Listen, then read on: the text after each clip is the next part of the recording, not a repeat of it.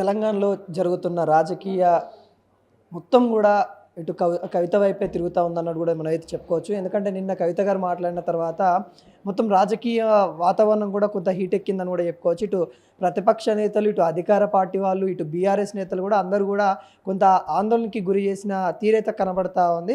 అసలు జాగృతి లక్ష్యం ఏంటి, కవిత గారి లక్ష్యం ఏంటి, నిజంగానే తను జనం బాట పేరు మీద వెళ్తూ ఉంది కదా, ఖచ్చితంగా ప్రజల్లోకి వెళ్ళబోతుందా, ఎంతవరకు వెళ్తుంది, మరి కేసీఆర్ని కేటీఆర్ని దాటుకొని తన ప్రయాణం ఎంతవరకు పోతుంది. ఇప్పటికే చాలా వరకు విమర్శలు ఇస్తూ ఉన్నారు.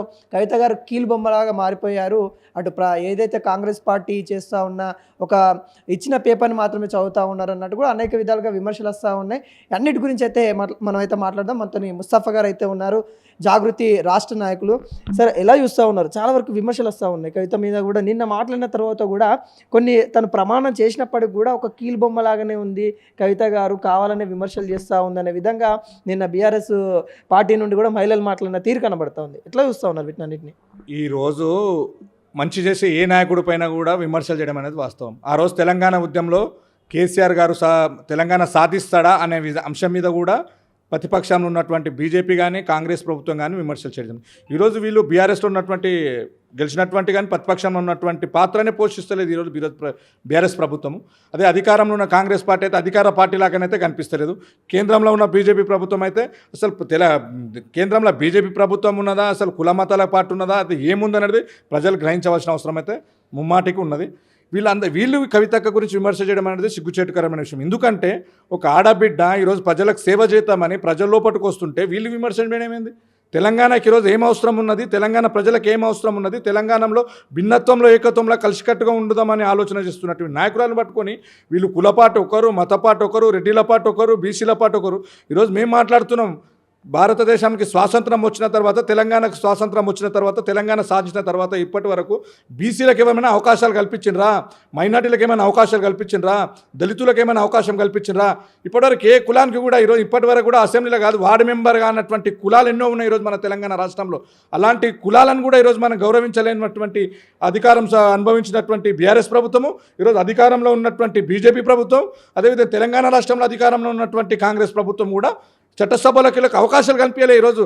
అలాంటి వీరు కవితక్క గురించి మాట్లాడే నైతిక హక్కు అయితే కోల్పోవడం జరిగింది. అంటే అధికారం కోల్పోయిన తర్వాత మాట్లాడడం ఏంది? అధికారం ఉన్నప్పుడే మాట్లాడాల్సిన అవకాశం ఉండే కదా తను ఉన్నట్టు. అధికారంలో ఉన్నప్పుడు కల్వకుంట్ల కవితక్క గారు మాట్లాడారు కాబట్టి ఆమె రాజకీయంగా ఎక్కడ ఎదుగుతారు, రాజకీయంగా ఎక్కడ మంచి పాపులారిటీ సంపాదిస్తారనే విధంగా ఆ రోజు కవితక్క గారు మాట్లాడారు కాబట్టి ఆమె మీద కక్షపూరితమైన మనసులో పెట్టుకొని రాజకీయంగా బీఆర్ఎస్ పార్టీ నుంచి ఆమెను సస్పెండ్ చేయడం జరిగింది. ఒక తండ్రి, ఒక కూతురు, ఒక తల్లిని దూరం చేసినటువంటి గనులు బీఆర్ఎస్ పార్టీలో ఉన్నారన్నమాట వాస్తవం కాదా? ఈరోజు వాళ్ళు చేశారు కాబట్టి ఎలా రాజకీయ వారసురాలుగా కల్వకుంట్ల కవితకు ఎక్కడ ప్రకటిస్తారో కేసీఆర్ గారని బుగులు భయానికి ఈరోజు కవితక్క గారిని పార్టీ నుంచి సస్పెండ్ చేపించి ఇలా తెలంగాణ ప్రజలు, తెలంగాణ అభిమానుల యొక్క దుఃఖం, ఆడబిడ్డ తండ్రి నుంచి ఎంత దూరం అయితే ఎంత బాధపడతాననేది వీళ్ళకి తెలియాలి. ఈరోజు రాబోయే రోజు తెలంగాణ ప్రజలు కూడా వీళ్ళకి క్షమాపణ చెప్పరు, వీళ్ళకి బొందబెట్టడం మాత్రం ఖాయం అనేది మాత్రం తెలియజేస్తాం. అంటే కవితక్కకున్న బీఆర్ఎస్ పార్టీకి ఎక్కడ చెడింది, అక్కడ అసలు ఇక్కడ వీళ్ళకి ఇద్దరికి ఇంత గ్యాప్ వచ్చిందని అంటే ఏం చెప్తారు? రాజకీయంగా ఎక్కడ గ్యాప్ వచ్చిందంటే కవితక్క గారు ప్రజా సమస్యల పైన పోరాటం నాయకురాలు. ఈరోజు బీసీల విషయం కానీ, మహిళా బిల్లు విషయంలో కానీ అన్ని విషయాలు కొట్లాడుతూనే వాళ్ళ గౌరవనీయులు అన్నటువంటి ఆనాడు పార్టీ అధికారంలో ఉన్నటువంటి ముఖ్యమంత్రి గారు, మాజీ ముఖ్యమంత్రి కేసీఆర్ గారి దగ్గరికి కూడా ప్రజా సమస్యలు తెలియజేయకుండా ఆపినటువంటి నాయకులు కొంతమంది నాయకులు కేసీఆర్ గారి పక్కన. ఆ దుష్టశక్తులు ఎవరో మీ అందరికీ తెలుసు. ఆ సంతోష్ రావు కానీ, హరీష్ రావు కానీ, ఇంకా చాలామంది నాయకులు ఉన్నారు ఈరోజు. అలా నాయకులు ఉన్నారు కాబట్టి ఈరోజు తెలంగాణలో ప్రజల మీద గౌరవం పోయింది. ఈరోజు గతంలో 9.5 సంవత్సరాలు అధికారంలో ఉన్నప్పుడు నాలాంటి సామాన్య కార్యకర్త కూడా పోయి కేసీఆర్ గారిని కలవనీకే అవకాశం కలిపినటువంటి నాయకులు ఆయన పక్కన ఉన్నారు కాబట్టి చాలామంది ఉద్యమకారులు బాధపడుతుంది. ఇలా ప్రతి గ్రామాలకు వెళ్ళడం, ఇలా తెలంగాణ ఉద్యమం చేసి నాలాంటి కార్యకర్తలు 100లో ఉన్నారు ఉద్యమకారులు. అలాంటి ఉద్యమకారులకు గౌరవం లేదు ఈరోజు. అంటే కవిత గారు అంటే హరీష్ రావుని టార్గెట్ చేస్తుంది, మరి వాళ్ళు ఇంత కేటీఆర్ని కూడా కేసీఆర్ని కూడా టార్గెట్ చేయట్లేదు, కావాలని బీఆర్ఎస్లో హరీష్ రావు ఎదుగుతున్నారని కవిత ఓర్వలేకపోతుందన్న వాదనలు కూడా వినబడతా ఉన్నాయి. ఎట్లా వస్తుంది? బీఆర్ఎస్ ఎవరి party? Harish Rao party, Kalvakuntla Chandrashekar Rao party వారసులు కేటీఆర్, కవితక్క గారు వారసులు పార్టీకి. హరీష్ రావు ఎవరు పద్దెల టార్గెట్ చేస్తున్నంటే పార్టీలో అవినీతి జరుగుతుంది, అక్రమాలు జరుగుతున్నాయి. ఈరోజు కాళేశ్వరం ప్రాజెక్టు పైన అవినీతి జరుగుతుంది, కేసీఆర్ గారి పేరు బదలామవుతుంది, మీరు ఏం చేస్తున్నారని అడిగితే కూడా స్పందించలేని బీఆర్ఎస్ అధిష్టానం. బీఆర్ఎస్ వర్కింగ్ ప్రెసిడెంట్ కేటీఆర్ గారు కానీ మీరు ఏం చేస్తున్నారు బీఆర్ఎస్లో? ఇలా అవినీతి జరుగుతుందని చెప్పి అవినీతి మరక కేసీఆర్ గారి పైన వేయాలి, సిబిఐ విచారణ జరపాలి, కోర్టుకి ఇచ్చాలి, జైలుకి వేయాలని అవతల కాంగ్రెస్ నాయకులు మాట్లాడుతుంటే ఒక్కరు కూడా నోరిపి మాట్లాడారు. ఈరోజు ఎవరు కుమ్మాకారు? ఈరోజు కాంగ్రెస్ నాయకులతో అరెస్ట్ అవునా కుమ్మాక ఈరోజు రాజకీయ కుట్ర జరుగుతున్న కేసీఆర్ గారు బంగారం లాంటి బంగారు తెలంగాణ సాధించాలనే సంకల్పంతో ఆయన ముందుంటే అలాంటి నాయకునికి మచ్చలు పెట్టి మీరు లేని పేరు బదలాం చేశానని చిరస్థరమైన పేరు కలిగిన వ్యక్తిని ఇలా మచ్చలు వచ్చే విధంగా మీరు ప్రయత్నం చేసేది మీరు కదా? ఇలా అలాంటి నాయకుని పట్టుకొని మీ ఇష్టం ఉన్నట్టు మీరే మాట్లాడతారు, మీరే చేస్తారు. ఏమనంటే ఆడబిడ్డ అయినటువంటి కవితక్క గారి పైన విమర్శలు చేస్తారు. ఇది ఎంతవరకు సమన్వయం మీకు? అంటే తెలంగాణ తెచ్చిన కేసీఆర్ 10 సంవత్సరాలు పరిపాలించిన కేసీఆర్ మీదనే కవిత కావాలనే అబండాలు మోపుతా ఉంది, తను వేరే వాళ్ళ కీలుబొమ్మలాగా మారిపోయిందని అంటా ఉన్నారు. కవితక్క గారు తెలంగాణ సాధించినటువంటి ముఖ్యమంత్రి గారు వాళ్ళ సొంతం తండ్రి. ఆ తండ్రిని పట్టుకొని ఎవరు విమర్శించారు? రాజకీయంగా విమర్శించవచ్చు, కానీ ఈరోజు ఎవరు కీలు బొమ్మలు ఎవరి చేతులు ఆడేటువంటి అవసరం కల్వకుంట్ల కవితక్క గారికి లేదు. కల్వకుంట్ల కవితక్క అనే పేరే, కవితక్క అనే పేరే దేశంలో ఎక్కడైనామండి, తెలంగాణ రాష్ట్రంలో ఎవరన్నారండి కవిత అని మాత్రం మన కల్వకుంట్ల కవితక్క అంటారు. ఎందుకంటే అక్కని ఏకైక సంపాదించిన వ్యక్తి తెలుగు రాష్ట్రాలలో కవితక్క గారు మాత్రమే ఉన్నారు. ఖచ్చితంగా ఆమె ఎవరు కీలుబొమ్మ కాదు. అవసరమైతే ఆ కీలుబొమ్మ అనేటోళ్ళు అందరూ కూడా కవితక్క దగ్గరకు వచ్చి కవితక్క నేతృత్వంలో పనిచేసిన వాళ్ళు చాలా మంది ఉన్నారు. ఈరోజు బీజేపీ ఎంపీ లైన్ వాళ్ళు కూడా కవితక్క నేతృత్వంలో ఇదే జాగృతి జెండా కప్పుకొని ఒకనాడు క్రికెట్ టీంలో ఆడినటువంటి నాయకులు చాలామంది ఉన్నారు అన్న విషయాన్ని మీ మీడియా ముఖంగా కూడా తెలియజేస్తున్నాను. అంటే ఇప్పుడు కూడా లిక్కర్ స్కామ్ గురించి ఏదైతే ఉందో గతంలో ఇటు బీజేపీ మాట్లాడింది, ఇటు కాంగ్రెస్ మాట్లాడింది, కానీ ఎప్పుడు కూడా బీఆర్ఎస్ అనేది డిఫెండ్ చేసుకుంటూ వచ్చింది. కానీ ఇప్పుడు బీఆర్ఎస్ కూడా మాట్లాడుతూ ఉంది, దమ్ముంటే లెక్కలు తెలుసు, నువ్వు చేయలేదని ప్రామిస్ చేయి అన్నట్టుగా మాట్లాడుతూ ఉన్నారు బీఆర్ఎస్ నేతలు. ఎట్లా చూస్తారు? నిన్న కవితక్క గారు వాళ్ళకి ఇష్టమైన నరసింహస్వామి మీద కొట్టేసినారు.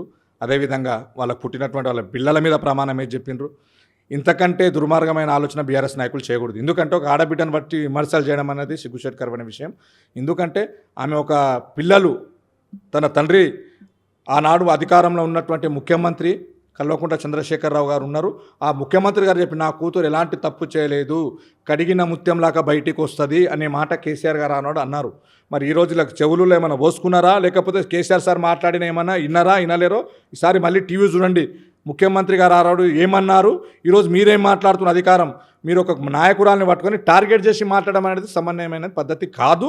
మీరు ఒకసారి ఆలోచన చేయాలి. ఈరోజు కేసీఆర్ గారు ఏమన్నారు, మీరేమంటున్నారు, మీరు ఏ విధంగా ఉన్నారు, మీ తెలివితేటలు ఎట్లున్నారు, మీ ఆలోచన విధానం ఏ విధంగా ఉన్నారని మాత్రం మీరు ఖచ్చితంగా తెలుసుకోవాల్సిన అవసరం మాత్రము ఇప్పుడు మొన్న విమర్శించినటువంటి నాయకులకు మేము తెలియజేస్తున్నాం. ఫైనల్గా ఎటువంటి కార్యాచరణ ఉండబోతా ఉంది? ఇప్పటికే జనం బాట పేరు మీద అయితే వెళ్తూ ఉన్నారు. అక్కడ జనం బాట అని కాకుండా ఏదో బీఆర్ఎస్ పైన, మాజీ మంత్రుల పైన, మాజీ ఎమ్మెల్యేల పైన విమర్శలు చేస్తున్న బాట అని ఒకవైపు విమర్శలు చేస్తూ ఉన్నారు. మొత్తానికి పార్టీ ఎటువైపు వెళ్ళబోతా ఉంది? దిశానిర్దేశం ఏమైనా చేశారా మీ కార్యకర్తలు కావచ్చు, మీ నాయకులకు కావచ్చు? కవిత గారు ఇప్పటి వరకు కూడా జాగృతి జనంబాట అనే కార్యక్రమం తీసుకొని ప్రజల్లో పట్టుకుతున్నాం. ప్రజల్లో పట్టి మంచి స్పందన ఉన్నది.